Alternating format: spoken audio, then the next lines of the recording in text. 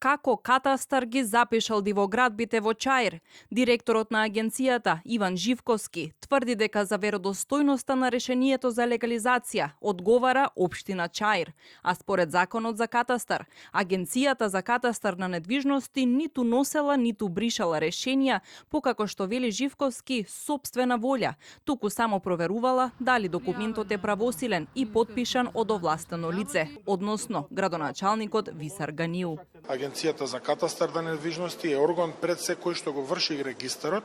истиот не носи решенија, туку истиот постапува по конкретни доставени правни основи, што во конкретниот случај тоа значи дека правниот основ за уписот на легализацијата која што беше запишана, беше решение за легализација доставена од овластено лице, а тоа е градоначалник на општина Чаир, за која што подоцна се дозна исто така во јавноста дека беше поднесено барање и за бришење на легализацијата и повторно можам и морам да напоменам дека од страна на општина Чаир како професионален корисник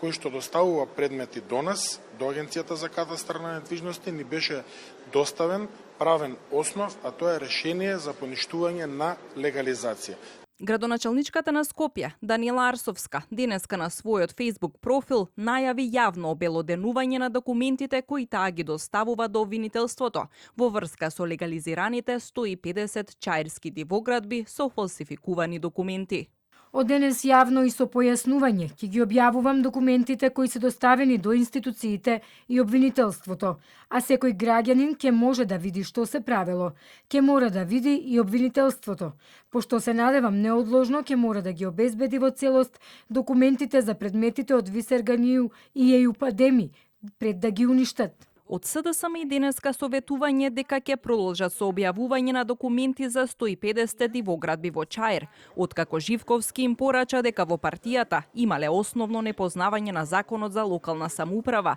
како и за катастар на недвижности.